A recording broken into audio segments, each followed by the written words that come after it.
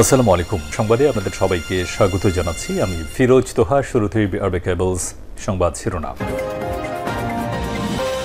জানিয়ে দেব সর্বশেষ গুরুত্বপূর্ণ আপডেট সংবাদ। শুরুতেই শিরোনাম। দেশব্যাপী প্রশিক্ষণ কর্মশালা করবে শ্রমিক দল। কেন্দ্র সহ তৃণমূল পর্যায়ে নেতাকর্মীদের নিয়ে দেশব্যাপী বুনিয়াদী প্রশিক্ষণ কর্মশালার আয়োজনের সিদ্ধান্ত নিয়েছে বাংলাদেশ জাতীয়তাবাদী দল শ্রমিক দল।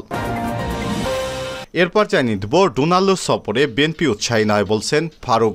যুক্তরাষ্ট্রের দক্ষিণ এবং মধ্য এশিয়া বিষয়ক সহকারী পররাষ্ট্রমন্ত্রী ডোনাল্ডুর বাংলাদেশ সফরে বিএনপি উৎসাহী নয় বলে জানিয়েছে দলটির চেয়ারপারসনের উপদেষ্টা এবং জাতীয় সংসদের সাবেক বিরোধী দলীয় চিফ হুইপ জয়নুল আবেদিন ফারুক। এদিকে বর্তমান নির্বাচনী ব্যবস্থায় জাল ভোট দেওয়া যায় বলছেন চুন্নু। বিরোধী দলের চিফ হুইপ এবং জাতীয় পার্টির মহাসচিব মোহাম্মদ মুজিবুল হক চুন্নু বলেছেন, বর্তমান অবস্থায় শতভাগ নির্বাচন সুষ্ঠু হওয়ার সম্ভব নয়। বর্তমান নির্বাচনী ব্যবস্থায় জাল ভোট দেওয়া যায়, কারচুপি করা যায়। এবারে জানিয়ে দিব কাদের মির্জাকে হত্যার হুমকি। নোয়াখালীর কোম্পানীগঞ্জ উপজেলা আওয়ামী লীগের সভাপতি, বসুরহাট পৌরসভার মেয়র এবং ওবায়দুল কাদেরের ছোট ভাই আব্দুল কাদের মির্জাকে হত্যার হুমকি দেওয়ার অভিযোগ উঠেছে। এ বিষয়ে মঙ্গলবার 14 মে কোম্পানীগঞ্জ থানায় সাধারণ ডায়েরি করেছেন তিনি। জানিয়ে দিব ধর্মীয় সেন্টিমেন্ট নিয়ে অপরাজনীতি করছে বিএনপি, অভিযোগ করলেন পররাষ্ট্রমন্ত্রী ডক্টর হাসান মাহমুদ। ফিলিস্তিনি হত্যা বন্ধে কোনো পদক্ষেপ না নিয়ে বিএনপি জামাত ধর্মীয় সেন্টিমেন্ট নিয়ে অপরাজনীতি করছে এমন মন্তব্য করেছেন পররাষ্ট্রমন্ত্রী আওয়ামী লীগের যুগ্ম সাধারণ সম্পাদক ডক্টর হাসান মাহমুদ। এবং সর্বশেষ জানিয়ে দিব নিহত হয়েছে ১৫০০ ইসরায়েলি সেনা।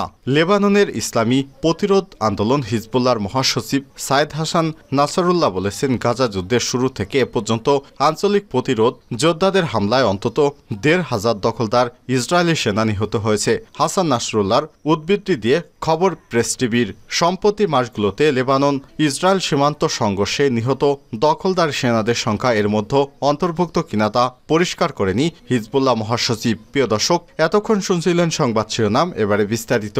তবে তার আগে অনুরোধ থাকবে, আপনি কোন স্থান থেকে আমাদের সংবাদটি দেখছেন। প্রিয় দর্শক, আপনি যদি আমাদের চ্যানেলে নতুন হয়ে থাকেন, ভিডিওটি দেখতে দেখতে চ্যানেলটি সাবস্ক্রাইব করে রাখুন, যাতে করে আমাদের লেটেস্ট আপডেট সংবাদগুলো সবার আগে আপনার কাছে পৌঁছে যায়। এবারে বিস্তারিত।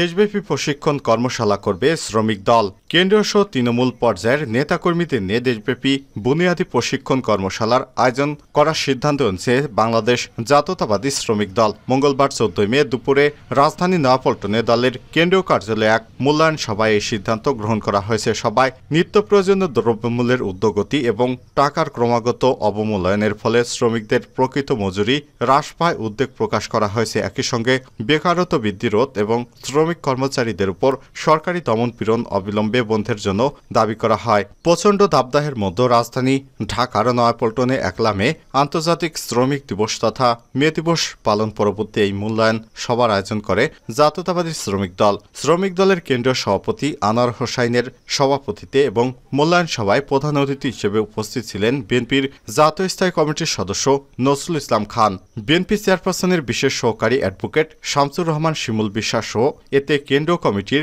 নেতারা অংশগ্রহণ করেন। ডোনাল্ডুর সফরে বিএনপি উৎসাহী নয় বলছেন ফারুক। যুক্তরাষ্ট্রের দক্ষিণ এবং মধ্য এশিয়া বিষয়ক সহকারী পররাষ্ট্রমন্ত্রী ডোনাল্ডুর বাংলাদেশ সফরে বিএনপি উৎসাহী নয় বলে জানিয়েছে দলটির চেয়ারপারসনের উপদেষ্টা এবং জাতীয় সংসদের সাবেক বিরোধী দলীয় চিফ হুইপ জয়নুল আবেদিন ফারুক। মঙ্গলবার 14 মে জাতীয় প্রেস ক্লাবের সামনে ঢাকাস্থ সেনবাগ জাতীয়তাবাদী ফোরামের উদ্যোগে আমদানি করা খাদ্যপণ্য যথাযথ পরীক্ষা নিরীক্ষা করার দাবিতে আয়োজিত এক অবস্থান কর্মসূচিতে প্রধান অতিথির বক্তব্যে তিনি সব মন্তব্য করেছেন। আওয়ামী লীগের সাধারণ সম্পাদক ওবায়দুল কাদেরের উদ্দেশ্যে জয়নুল আবেদিন ফারুক বলেছেন, কোথায় লু, কোথায় আপনি, কোথায় আমেরিকা। এ বিষয়ে বিএনপির কোনো মাথা ব্যথা নেই। বিএনপি জনগণের দল, বাংলাদেশের মানুষের প্রতি ভালোবাসা, বাংলাদেশের গণতন্ত্রের প্রতি সমর্থন। যে দেশের নেতা দেখাবে তাকে আমরা অভিনন্দন জানাবো। লু নিয়ে এত উৎসাহিত আমরা নই, লু নিয়ে উৎসাহিত আপনারা আওয়ামী লীগ। লু কি বার্তা দিতে এসেছে সেটা আপনারা জানেন, আমাদের জানার কথা নয়, কারণ অবৈধভাবে ক্ষমতায় আপনারা বসে বসে আছেন। ফারুক বলেন, অবৈধভাবে আসা প্রতিবেশী দেশের পণ্য বন্ধ করতে হবে।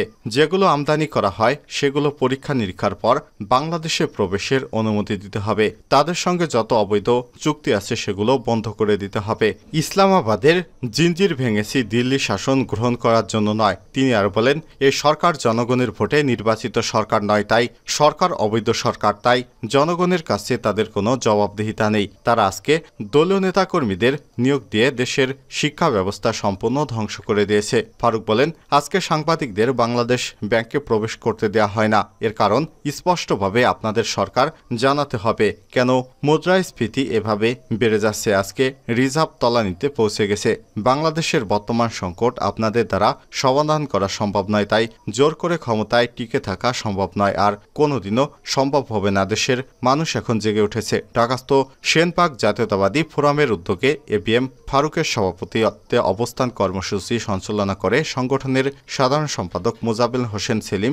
এ সময় আরও বক্তব্য দেন বিএনপির শিশু বিষয়ক সম্পাদক আবুল কালাম আজাদ, ধর্ম বিষয়ক সম্পাদক রফিকুল ইসলাম জামাল, ওলামা দলের সদস্য সচিব মাওলানা আবুল হোসেন, সিনিয়র যুগ্ম আহ্বায়ক মাওলানা আলমগীর হোসেন, মৎস্যজীবী দলের নেতা ইসমাইল হোসেন সিরাজি প্রমুখ।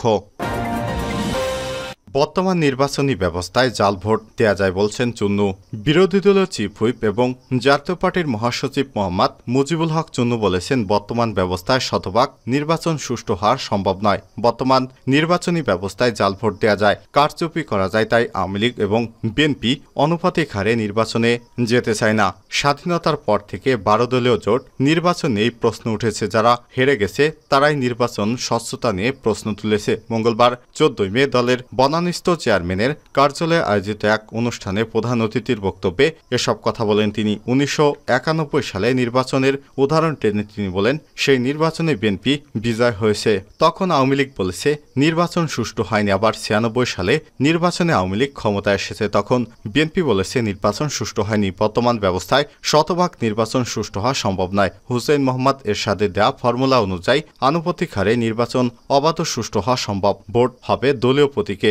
যে দল যতভাগ ভোট পাবে তারা শতকরা ততভাগ এমপি হবে। তিনি বলেন, নির্বাচন কমিশন দাবি করে তারা স্বাধীন। আসলে নির্বাচন কমিশন প্রয়োজনীয় ক্ষমতা নেই। আইনে লেখা আছে নির্বাচন চলাকালীন নির্বাচন সংশ্লিষ্ট সবাই নির্বাচন কমিশনের কথা মানতে বাধ্য, কিন্তু নির্বাচন কমিশনের কথা না শুনলে কি হবে তা লেখা নেই, তাই নির্বাচন কমিশন কোনো ব্যবস্থা নিতে পারে না। আওয়ামী লীগ এবং বিএনপি ক্ষমতায় এসে স্থায়ীভাবে ক্ষমতায় থাকতে চায়, তাই তারা নির্বাচন কমিশনকে ক্ষমতা দিতে চায় না। মন্তব্য করে চুন্নু বলেন, দেশের হাজার হাজার কোটি টাকা পাচার করে সিঙ্গাপুর, কানাডা, আমেরিকা সহ বিভিন্ন দেশে সম্পদ করেছে একটি গোষ্ঠী। তাদের বিরুদ্ধে তদন্ত হচ্ছে না।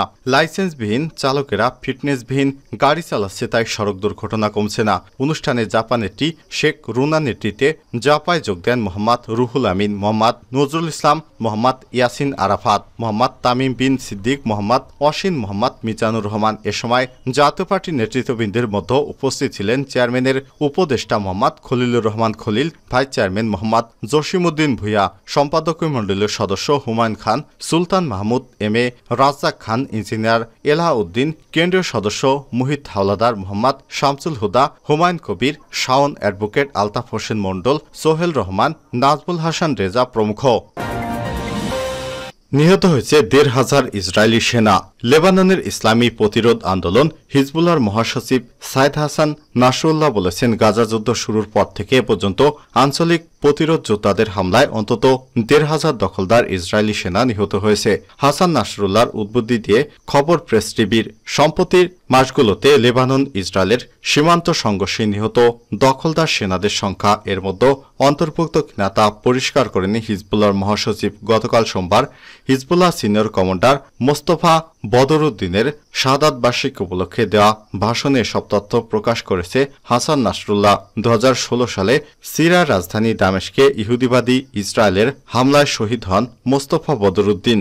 গাজার প্রতিরোধকামী যোদ্ধা এবং হিজবুল্লাহর রকেট ও ড্রোন হামলায় হতাহত ইসরায়েলি সেনাদের কথা গোপন রাখে নেতানিয়াহু সরকার। হিজবুল্লাহ মহাসচিব তার বক্তৃতায় আরও বলেছেন, গাজা উপত্যকায় ৩৫,০০০-এর বেশি বেসামরিক নাগরিক হত্যা করলেও ইহুদিবাদী ইসরায়েল তাদের ঘোষিত কোনো লক্ষ্য অর্জন করতে পারেনি। উল্লেখ্য, ৭ অক্টোবর দক্ষিণ ইসরায়েলে হামলা করে ফিলিস্তিনের সশস্ত্র গোষ্ঠী হামাস। এই হামলায় ইসরায়েল কর্তৃপক্ষের মতে ফিলিস্তিনি নিহত হয়। এর প্রতিক্রিয়ায় গাজায় নির্বিচারে হামলা শুরু করে ইসরায়েল। ইসরায়েলি সেনাদের হামলায় গাজায় এখন পর্যন্ত ৩৫,০০০-এর বেশি নিরীহ ফিলিস্তিনি নিহত হয়েছে। গাজায় নিহতের অর্ধেকই নারী এবং শিশু। সেখানে প্রতি ১০ মিনিটে নিহত হচ্ছে একটি করে শিশু, আহত হয়েছে লক্ষাধিক মানুষ। ধ্বংসস্তূপের নিচে চাপা পড়ে আছে এখনও নিখোঁজ মানুষের সংখ্যা হাজার হাজার। ইসরায়েলি হামলায় গাজায় ১/৩ বেশি ভবন মাটির সঙ্গে মিশে গেছে। উপত্যকার ৪৩ লক্ষ মানুষের প্রায় সবাই উদ্বাস্তু হয়ে পড়েছে, কারোই বাড়িঘর নেই। গাজায় মানবিক সহায়তা নিয়ে ঢুকতে পারছে না কোনো গাড়ি। ত্রাণবাহী ট্রাকেও হামলা করছে ইহুদিবাদী ইসরায়েল সেনারা। কখনো কখনো ত্রাণবাহী ট্রাক আটকে গাজাবাসীর জন্য নিয়ে যাওয়া খাদ্য সামগ্রী ফেলে দেওয়া হচ্ছে। পরে ব্যাপক খাদ্য সংকট দেখা দিয়েছে সেখানে। উদ্ভব এই পরিস্থিতি ব্যাপক মানবিক বিপর্যয়ের সৃষ্টি হয়েছে পুরো গাজা উপত্যকায়। জাতিসংঘ সহ অন্যান্য মানবাধিকার সংস্থা গাজায় দুর্ভিক্ষের সতর্কতা উচ্চারণ করে বারবার সতর্ক করছেন। এছাড়াও গাজায় ইসরায়েলি বর্বরতার বিরুদ্ধে বিশ্বব্যাপী প্রতিবাদ এবং বিক্ষোভ অব্যাহত থাকলেও তা কানে তুলছে না ইহুদিবাদী বেনজামিন নেতানিয়াহু সরকার।